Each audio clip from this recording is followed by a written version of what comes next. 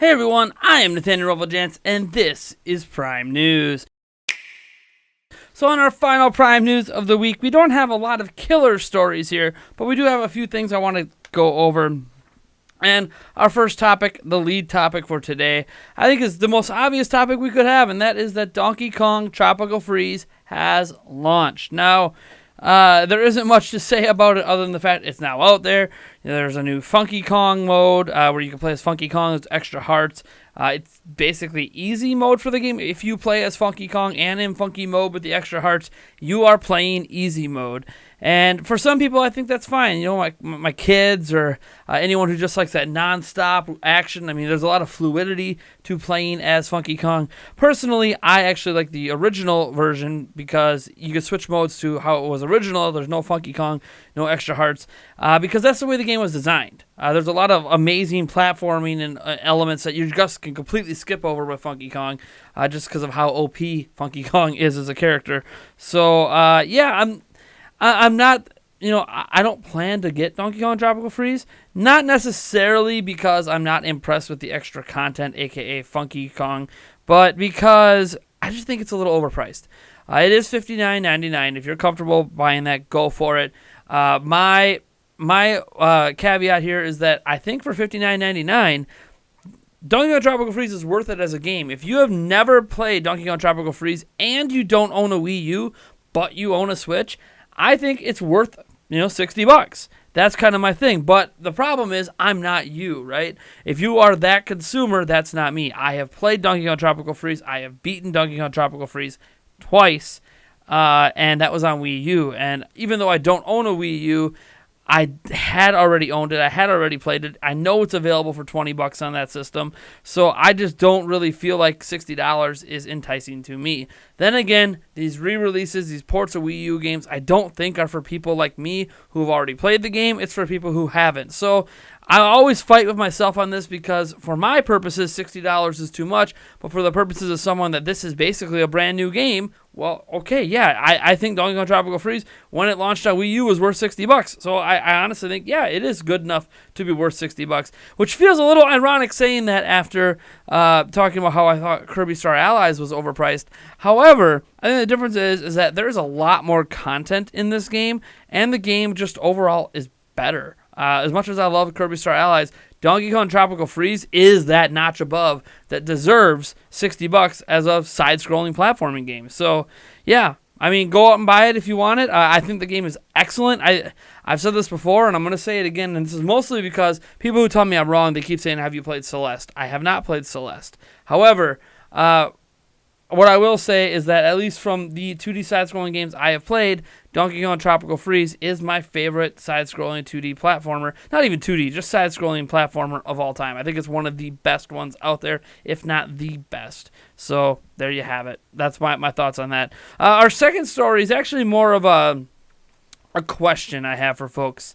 Do you think that Nintendo Labo is a flop? Now, let me present the evidence here. So we know what the launch sales were in Japan. It was about 100,000 units, 90,000 of the Variety Kit, 30,000 of the Robot Kit.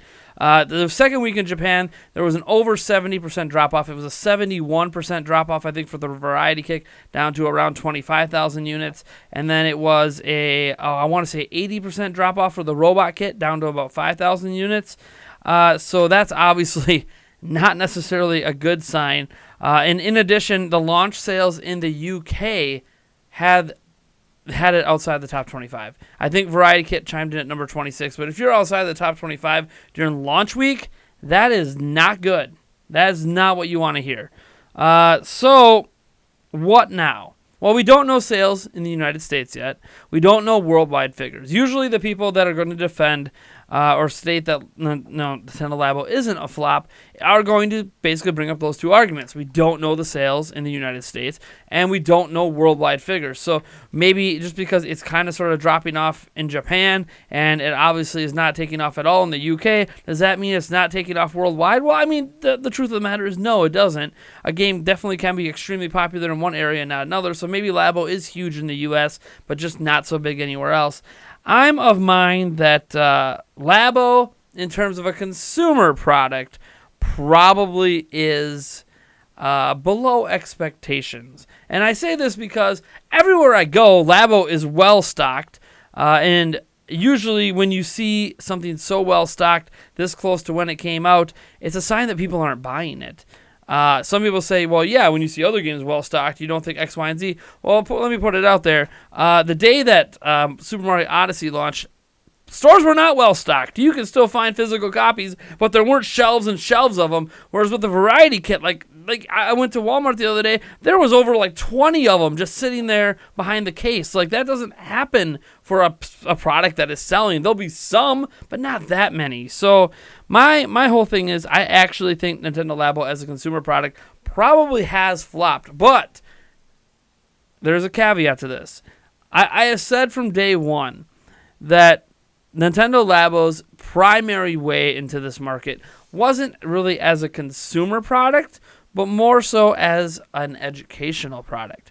So while Nintendo Labo I don't think is lighting the world on fire with sales, it might be well below Nintendo's expectations for it, and it certainly did not boost Switch sales at all. None of the territories that have Nintendo Labo right now saw Switch sales increase in the week that Nintendo Labo released, so it's not a system seller either. But I think what can happen is that contracts can be made with governments and education systems, and Labo can become a fixture inside elementary schools where you want to start teaching, bare basic engineering. You want to show how pulleys and levers work. You want to explain infrared. Maybe you even make a part of an art project kind of thing. Make it kind of a school group project to put together the piano. You have different groups of people assigned to making the keys and assigned to making the everything else. And meanwhile, they can all make their own little RC cars and use those quick. I feel like that's where Labo's real market is. It's not with the mass consumer base, but rather it's with children in schools as an educational tool. And we'll have to wait and see if that ever comes true. There was talks in the UK, I know Nintendo with some school boards about trying to potentially get Labo in schools there. I think that is really the future path for Labo. Yes, still have it available publicly to purchase for people who want it at home, but just like a lot of tools and toys you might see in a classroom, you don't necessarily see them all over people's homes because they're not mass consumer products. You can buy them, but they're more so meant for schools, and that's kind of the way I feel is the future of Labo. So while Labo, in my opinion at least, appears to be a bit of a flop, I don't think it's going to remain that way because I think it's going to hit in a sector that is more well suited for what Labo is. So yeah, let me know what you guys think about Nintendo Labo so far down in the comments below. Again, even though I'm saying my opinion is that I think it's a flop, I could be wrong. We don't have worldwide sales figures. So all the defense for why you shouldn't say it's a flop, that still holds true. I just think it is, and I think it won't be for long because I think this is going to hit in schools huge over the next couple of years. Now, our next story is not necessarily about Nintendo, but it's about a product that definitely has games on it that were on Nintendo systems, and that's why we're talking about it. So I want to say good friend, but I've never actually talked to the guy, Spawnwave, a fellow YouTuber who also covers news and stuff like that, was the source of a rumor that he's backing with his own source. So this kind of sort of falls back on him, and it is that an SNK NEO GEO Mini arcade cabinet is coming with 40 built-in games, and he thinks it'll come this year, although he doesn't have any information on that. It can do HDMI out, so you can play these games on your TV. You don't just have to play it on the little, I think it's a 3-inch screen. It does have wired controllers you can buy separately. And yeah, so there's that. There's a little caveat with those between how they connect and the USB stuff, but more on that if this product actually gets confirmed to exist and it starts to become, it's coming out, then we can talk a little bit more about it. It comes with the 40 games, and we have the entire list for you right here. And the big thing that I recognize on there is that there's a ton of King of Fighter games and a crap load of Metal Slug games. And Metal Slug in particular is a franchise I played several different games for. I don't know if I ever purchased it myself, but I had friends who had it and I played it. But yeah, a bunch of these games you're seeing did appear on Nintendo systems like the NES and SNES, so even Game Boy. So like these are games that we have seen on Nintendo systems, hence why we're talking about it. So this is just like almost like another classic system, right? Another NES classic, another SNES classic, another SNK classic system here. A little mini arcade cabinet, 40 games. Enjoy. No pricing on this or anything like that. Some people guess it'll be 150. Some think it'll be 100. Some think it'll be $50. We don't know. But yeah, it's rumored to be coming out this year. So we'll just have to wait and see what happens with that. For what it's worth, based on the presented evidence of the images and everything, it definitely looks like it's something that exists. When we're going to get it, who knows? Moving on, we have a few other stories I just want to touch on right before we sign out today. On Samsung Smart TVs, which I happen to have a 4K one, Nintendo is advertising Donkey Kong Tropical Freeze. So I saw this, and I'm like, I got to go check this. So you go to the Smart Hub menu, and right there on the bottom left, you'll see a little icon that says Nintendo Switch, or at least I did. And when you go and select that icon, it plays a trailer for Donkey Kong Tropical Freeze, or a commercial trailer. Same thing in my book at this point. So, yeah. Nintendo somehow has bought ad space on Samsung Smart TVs. Kind of cool. I mean, I don't know how popular Samsung Smart TVs are, but I have one. I'm sure millions of other people have one. So I guess it's just another way where people hit that smart home button and also like, oh wait, Nintendo Switch. What's this? You know, it's just a way to kind of get people thinking about Switch, and then when you click on it, see in the latest game, which happens to be Tropical Freeze. I think it's a smart move by Nintendo, assuming they didn't have to invest a lot of marketing to get that done. Now, another game also released today. It's actually a game that's been on Switch for a while, but today is the physical release, and that is SteamWorld Dig 2. I have not played this, but everyone who's played it has told me it is absolutely fantastic. So as a game that people think is really great, hey, look, you can go buy the physical version today. And last but not least, you guys might know the voice actor for Mario, Charlies Matinet. He is available as a playable character inside Runner 3.